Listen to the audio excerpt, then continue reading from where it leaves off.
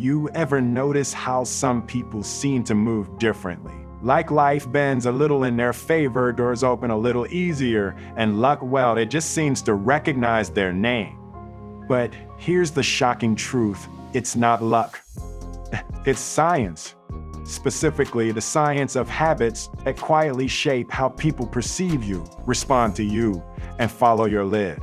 See, being high value isn't just about money, looks, or confidence. It's about a neurological pattern, an invisible rhythm that your brain builds over time. And once you understand this rhythm, success stops being accidental. It becomes automatic. Most people chase new results while repeating old routines. They think change happens when they want it bad enough. But neuroscience says otherwise. Your brain doesn't reward what you want, it rewards what you rehearse. So if you rehearse distraction, comfort, and emotional reactivity, your brain hardwires mediocrity. But if you rehearse focus, consistency, and composure, it starts programming authority. There's a fascinating concept called the social mirror effect.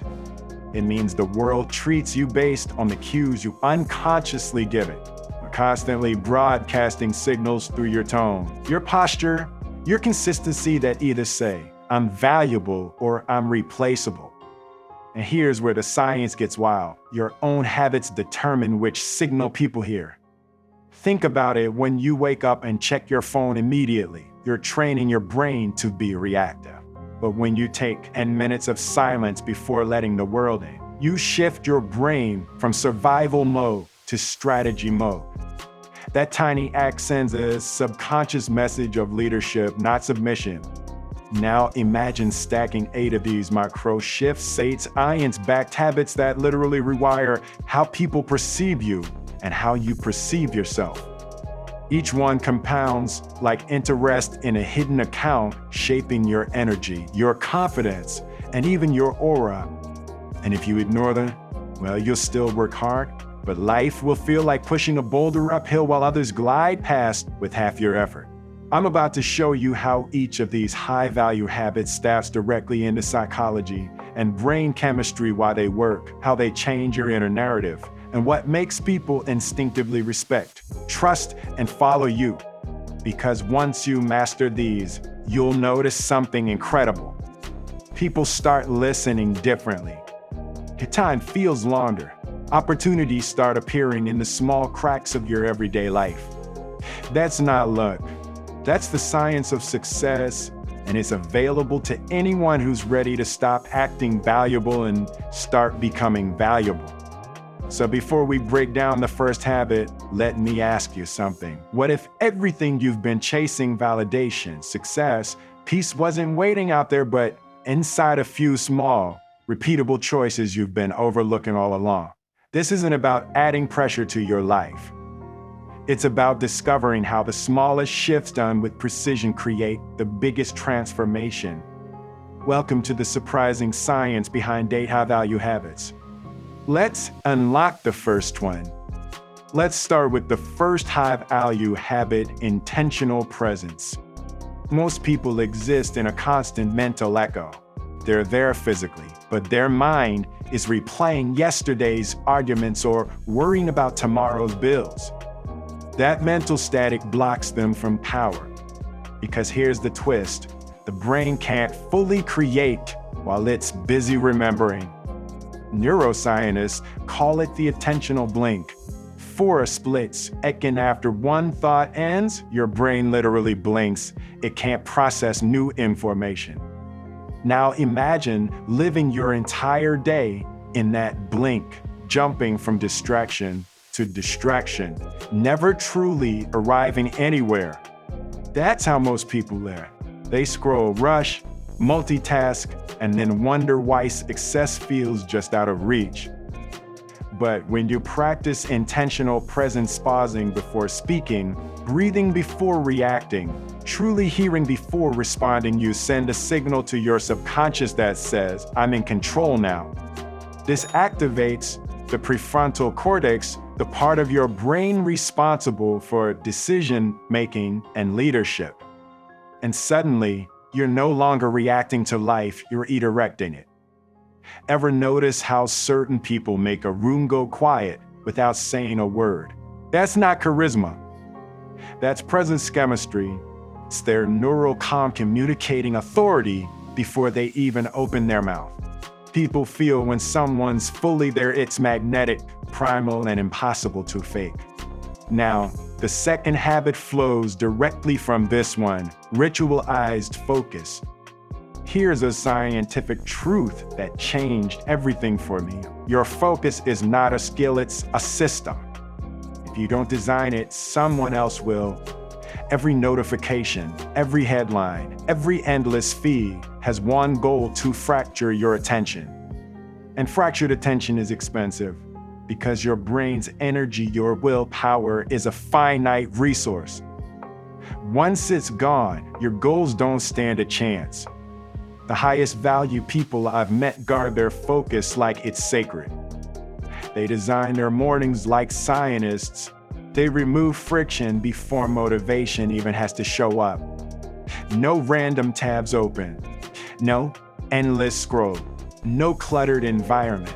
Their world is built for flow. There's a principle called decision fatigue. It means the more micro decisions you make early in the day, like what to wear, what to eat, what to check, the less mental energy you have left for meaningful work. So what do high-value people do? They automate the small so they can dominate the big. This isn't about rigidity. It's about protecting creative bandwidth. When your brain doesn't waste power deciding nonsense, it naturally starts producing brilliance. Presence and focus, these two habits, don't just boost productivity. They reshape identity. They teach your nervous system to stay grounded in chaos and centered in uncertainty. In a world addicted to distraction, that level of calm control becomes magnetic. So while everyone else is chasing hacks, trends, and quick results, you'll be rewiring your entire operating system from the inside out. And once you do that, the next habit will feel almost supernatural, because it's the one that turns effort into momentum. Habit 3, momentum mastery. You've probably heard that an object in motion stays in motion. But what most people miss is why that law of physics applies so powerfully to your psychology. See, momentum isn't just physical, it's biochemical. When you start doing something, your brain releases dopamine, not as a reward, but as a signal to keep going. That tiny surge of satisfaction is your brain saying, we're onto something, stop now. The problem? Most people wait for motivation before they move. That's backwards. Movement creates motivation, not the other way around. High-value people know this. They don't debate whether they feel like it. They've learned that emotion follows action. They start before they're ready, and the chemistry catches up later. There's this moment when your brain flips from resistance to rhythm. It's subtle but real. Psychologists call it the flow threshold. Once you cross it, everything feels smoother. Work stops being heavy. Focus sharpens. And suddenly, your energy feels amplified instead of drained. That's not luck, that's the neurochemistry of momentum. Habit for emotional calibration. This one separates those who react from those who lead. You can have discipline, focus, and drive, but if you can't manage emotional noise, all of it can vanish in seconds. High-value individuals understand this simple truth. Your emotions are not instructions, they're information. They read them, but they don't obey them. Anger means something needs a boundary. Fear means growth is near.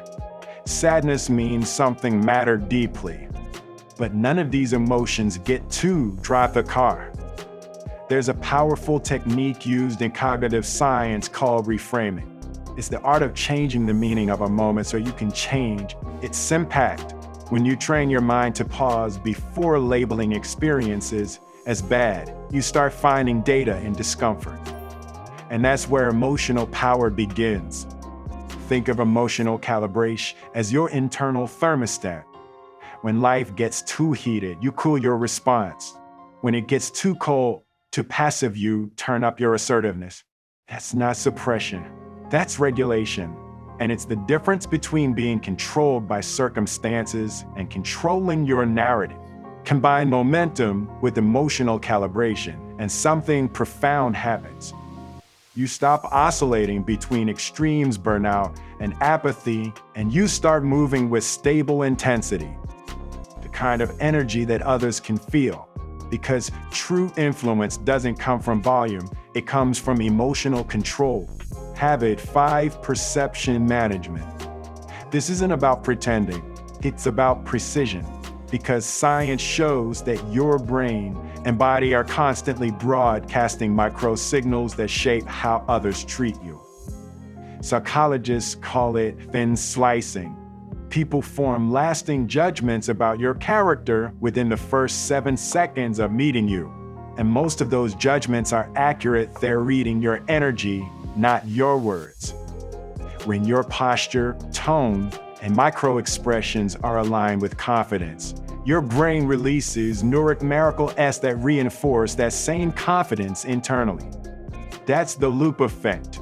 Your physiology and psychology feed each other. Stand tall, breathe deeply, slow your gestures, and your mind recalibrates as to match the signal you're sending. High-value people master this loop. They don't fake composure, they generate it. They walk into every space with quiet certainty that says, I'm not here to compete, I'm here to contribute. That energy is contagious. Habit 6: self-alignment. One of the greatest causes of burnout isn't overwork, it's inner conflict. When your daily actions don't match your deeper values, your nervous system quietly rebels. High-value people interrogate their goals. Does this align with who I want to become? If the answer is no, they pivot without guilt, because alignment produces energy. It's the clean fuel of success, the kind that doesn't require caffeine or chaos to sustain it. When your values, words, and actions align, the brain releases serotonin and oxytocin, chemicals tied to trust and satisfaction. That inner congruence makes you magnetic because people feel when you're living your truth. You don't need to convince anyone, you become evidence. Habit 7: strategic discomfort. Every human brain is wired to avoid pain, it's ancient survival coding. But comfort has become the modern danger. Your brain can't tell the difference between physical threat and emotional growth. Every time you back away from discomfort, your brain rewards relief but quietly shrinks their courage. How you people see discomfort as data. Conversation scares them, they have it. A challenge intimidates them, they start it. A dream seems risky, they chase it. The nervous system adapts. Things that once terrified you eventually feel natural. That's how resilience is built. Habitate the habit of compound growth. Do one small thing every day that improves your life by 1. It might sound insignificant, but 1 compounded daily for a year equals 37 times your starting point. High-value individuals understand mastery isn't dramatic, it's consistent. They don't chase intensity, they chase continuity. Those tiny daily disciplines, focus, presence, regulation, alignment, start rewriting how your subconscious defines you. You no longer act confident, you are confident. You no longer try to be valuable, you embody value. People who compound effort consistently filter their reality. They meet opportunities, people, and circumstances that mirror their inner growth. So the next step, you need to master how to respond instead of react. Even with great habits, a reactive mindset can undo it all. Don't miss the next video, how to be proactive, not reactive, where we'll explore turning chaos into clarity and leading your life instead of defending it. If this message resonated with you, hit that like button, subscribe to Wisdom Recorder, and stay tuned for more insights from your knowledge source.